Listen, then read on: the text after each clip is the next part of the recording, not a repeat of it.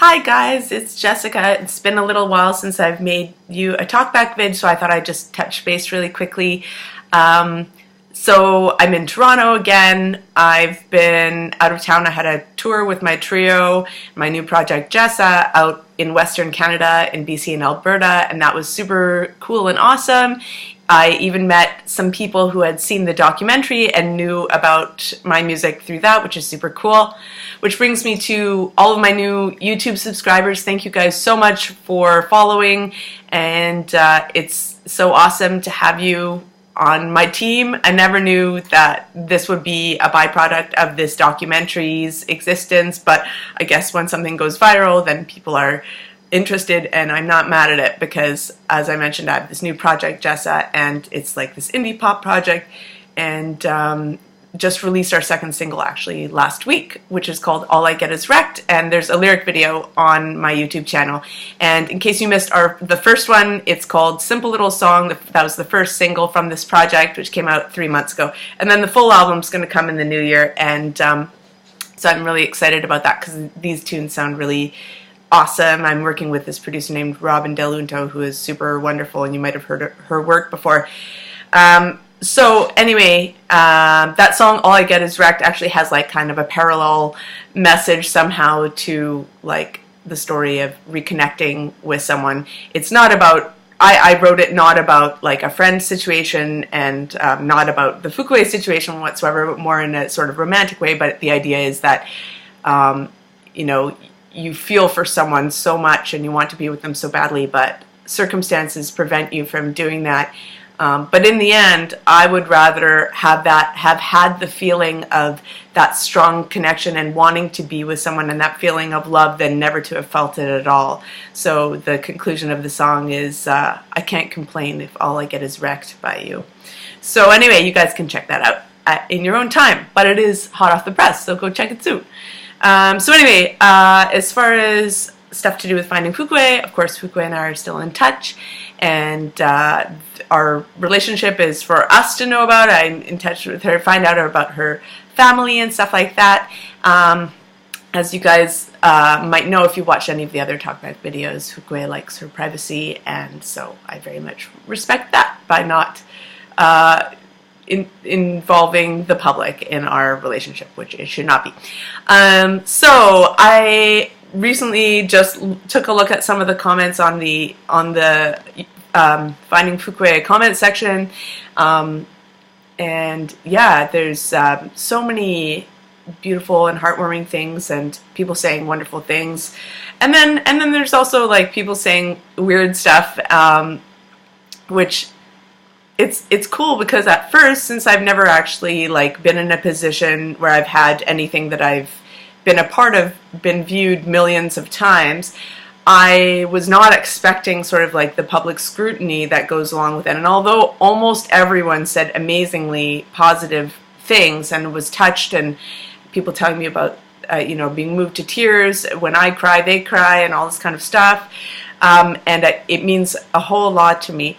But then there's other people who say such strange things, and in the beginning it bothered me just because I didn't realize that my character or my appearance or my motivations would be up for commentary. But now it just rolls off me, and I actually find it funny because when people have such like a wrong impression about the motivations for doing this or the backstory or what happened, it's funny. It's kind of funny to me. For instance, someone who said, there was someone who was saying that because they thought it would be impossible for me to have learned Japanese in 1 year as a child and then still retain it decades later to be able to speak it, that their conclusion was that this documentary was completely fake and scripted. It's so bizarre. Japanese is the third language I learned. I was born into an English-speaking family, so speak that, although my family is all like multilingual. Then I was put into French immersion in school, so I did all my classes, half the day in English and half the day in French, all of the classes, so I became fluent in French. It's, for the record, I find it very hard. I think it's hard to actually learn a language with any degree of fluency in class, unless it's immersion, in which case you would just have to learn to be able to communicate. And same with, that's why when people go to another country and they're immersed and people don't speak their native language there, that they learn the new language much faster, which is what happened to me when I went to Japan, which is language number 3. So as I mentioned in an earlier video, my mother had tried to sort of help my sister and I learn some Japanese before we went to Japan, because we were going to a very small town. My parents knew there was no one who spoke English there, and we would be going into Japanese school in Japanese immediately, which, as you can imagine, I didn't understand for the first while. But you know, kids learn quickly, and people who have learned other languages, I think, can pick up quickly. So this was my 3rd language, so I picked it up quickly, and I think within 2 months I was completely fluent. And after I came back from Japan, there was a time when I sort of lost it, but it wasn't gone for good. I feel like when there's a base of fluency, it just sort of gets buried under other things, maybe under some dirt or something like that in you, and then you sort of have to like dig your way back to it. So I got my Japanese back by taking a second year level Japanese course at my high school, which is very rare in Vancouver. Most high schools don't have Japanese offered, but it happened to be offered at mine. So I did that, and I remembered a bunch of stuff. But then it really came back the very first time I went back to Japan in like 2005 or 6, which was the first time I went back after being there as a kid, which actually brings me to some other weird comments from the comment section of the documentary. One's about like how if I cared so much about Fukue, or if she meant so much to me, like, why did I wait this long? Well, I didn't wait this long. My question to you is, why do you think that you know the complete story because you watched a 21-minute documentary? There's obviously a lot of other things that happened that you didn't see, including long before there was any cameras or CBC or Daniel Rohr or anyone else involved. So, of course, part of my mission when I first went back to Japan, like I explained in some previous Talkback videos, was to find Fukue and to visit Saku. And so I went and I did everything that I could. I did some of the similar things that happened in the documentary, which we had to do again to see if we can get new information. So, like, I talked to the then principal of Iwamurada Shogakko, the elementary school that we went to, and, you know, I had a local powerful friend help try to find her. I believe there was a private investigator involved, and also an ad in the local paper, and so on and so forth. So there was a lot of measures taken to try to find her, and they all came up short. But it was tough because the town had changed from a town to an actual city. So it was like so much of the actual town no longer existed. It's amazing that my old elementary school still existed, and when I went back, that even my apartment building that my family lived in existed still, because most everything else was sort of like mowed down and rebuilt. So even around my old apartment building, everything else was new except for the 2 buildings, like my building and one other building, which had been for housing staff and families of the school that my father taught at.